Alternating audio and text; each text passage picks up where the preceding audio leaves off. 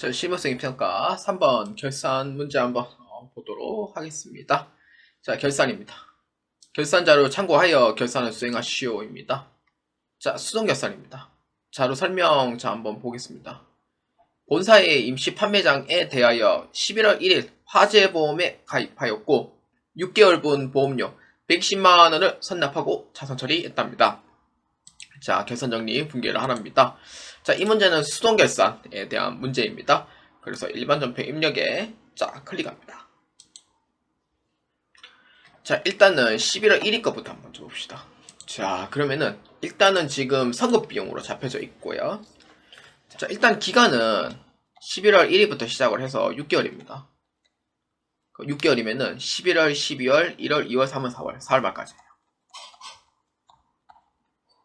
그러면은 일단은 이렇게 이제 돼 있다고 생각하시면 되고 12월 31일자 끼어 있으면은 우리는 회계 기간을 1월 1일부터 12월 31일까지로 봐요.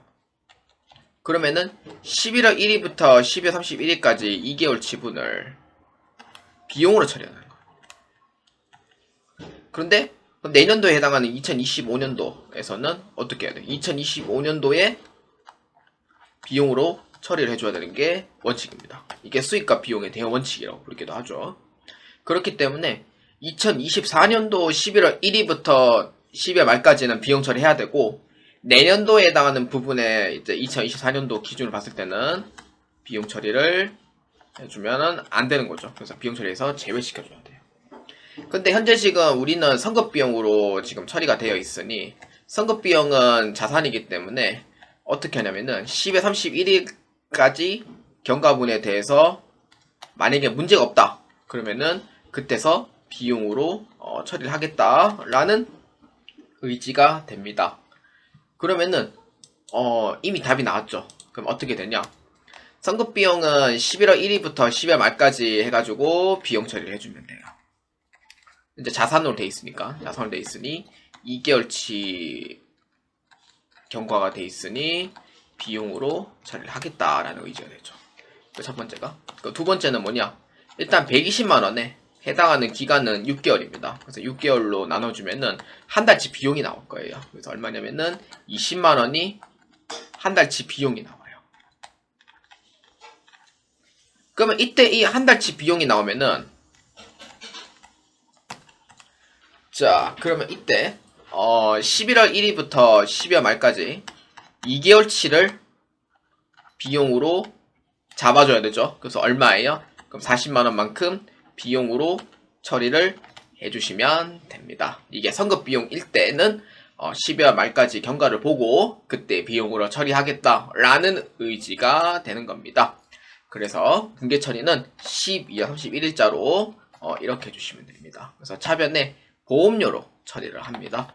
그래서 얼마냐면은 40만원이고요. 20만원에 두 달 40만원 하면 되고 그 다음에 선급 비용으로 해가지고 이렇게 회계 처리를 해주시면 되겠습니다.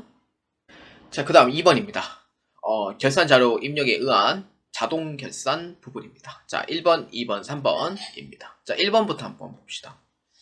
기말 현재 퇴직급여 추계액 전액을 퇴직급여 충당부채로 설정하려고 합니다. 기말 현재 퇴직급여 추계액 및 단기 퇴직급여 충당부채 설정 전 퇴직급여 충당부채 잔액은 다음과 같다입니다. 자, 이 문제는 재무상태표 보면서 파악할 필요는 없고요. 퇴직금 추계액이 돼 있잖아요. 추계액이 돼 있고 잔액이 이렇게 있으면은 이거를 빼고 그러니까 추가 금액만 넣어주시면 돼요. 그러니까 추계액은 5,230만원 만큼 넣을 예정인데 기존에 4천만원 만큼 있으니 나는 추가적으로 1,230만원만 넣어주면 된다. 이렇게 보면 되는 거고 그 다음에 영업부의 입장에서는 2,650만원 만큼 채울 예정인데 1,200만원 만큼 존재를 한다라고 돼 있으니 1,450만원 만큼 이렇게 해서 처리해 주시면 됩니다. 자, 그러면은 어떻게 할 거냐? 결산자료 입력에 클릭합니다. 자, 날짜는 1에서 12월로 잡아주고요.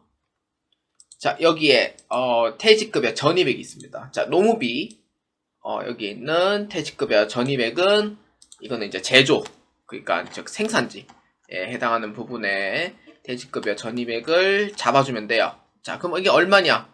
생산부의 대지급여 전입액은 보충 금액을 채워가지고 하면 되니까 1230만원만큼 넣어주시면 됩니다. 주계액에서 잔액만큼 빼서 그냥 처리하면 돼요. 자, 그 다음에 이제 농업비까지 했으면은 판매비와 관리비, 퇴직급여 전입액을 들어갑니다. 자, 여기 있죠. 판매비와 관리비 밑에 보시면은 퇴직급여 전입액 이렇게 있습니다. 자, 여기에다가 판매비와 관리비 금액을 넣어주시면 됩니다. 그래서 얼마예요? 1450만원입니다. 자, 이렇게 해서 처리해 주시면 되겠습니다. 자, 그 다음 세 번째 기말 재고자산 현황입니다.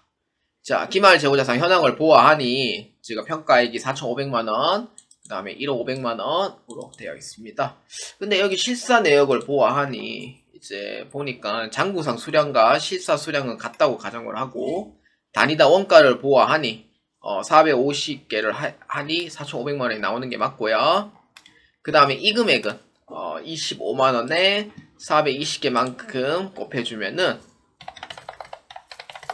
자, 1억 500만원이 되는 걸 확인할 수가 있습니다. 자, 이 문제는 실제 금액과 장부상 금액이 맞고 일치하고요. 평가 금액도 일치하는 걸 확인할 수 있습니다. 그래서 저가법에 의해서 처리할 필요는 없고 그렇다고 위탁 판매나 시형 매출에 대한 조건에 대한 내용도 존재하고 있진 않습니다. 그렇기 때문에 원재료에서 기말 원재료 재고액 있죠. 여기 제품 매출 원가 보시면은 기말 원재료 재고액 가로 10번 이렇게 있습니다. 여기에 4,500만원 넣어주면 되고요. 그 다음에 밑에 내려가시면은 여기 단기 완성 제품 원가 해가지고 여기에 기말 제품 재고액이 있습니다. 자, 여기에 1억 500만원 만큼 넣어주시면 되겠습니다. 자, 이렇게 해서 두 가지를 다 넣었고요. 자, 여기서 이제 끝난 게 아니죠. 자, 그 다음에 뭐 해야 돼요? 맞습니다. 전표 추가를 해줘야 돼요. 그래서 전표 추가 눌러주고요. 자, 이렇게 하면은 전표 추가가 이제 완료되었습니다 라고 뜹니다. 그래서 이렇게 뜨면은 이제 일반 전표 입력에 10에 31일자로 해가지고 확인하면 되는데 이게 끝이 아니죠. 자, 3번 이익잉여금 처분계산서의 처분 예정일입니다. 자, 여기에서 자, 여기 이익잉여금 처분계산서 결산 재무제표 1번이 있습니다. 자, 클릭합니다. 자, 아니요 누르면 되고요.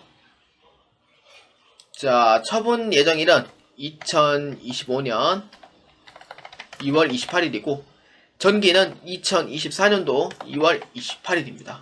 자, 이렇게 해서 해가지고 뭐 배당금 넣고 뭐 그런 내용은 없습니다. 그래서 없기 때문에 그냥 전표 추가 눌러주면은 일반 전표에 5건이 추가되었다고 나옵니다. 자, 그러면은 일반 전표 입력에 해가지고 이 입력금 그냥 확인만 해주면 되고요. 자, 우리는 이제 마지막 절차가 있습니다. 자, 봅시다. 재무상태표. 자, 클릭합니다. 자, 여기서 이제 대차 차익이 뜨냐 안 뜨냐의 그 차이인데 대차 차익이 뜨면은 문제 1번하고 2번을 대조해서 찾으면 됩니다. 근데 만약에 대차 차익이 안 뜬다 하더라도 거래처 입력이라든지 아니면은 어떠한 사유로 인해서 100% 다 맞을 수 없다는 점, 그거는 좀 감안하고 계셔야 됩니다. 자, 그래서 12월 달로 봤더니 대차 차익은 없더라. 이러면은 거의 한 99%는 맞아 들어간다고 생각하시면 돼요. 자, 이렇게 해서 마무리해 주시면 되겠습니다.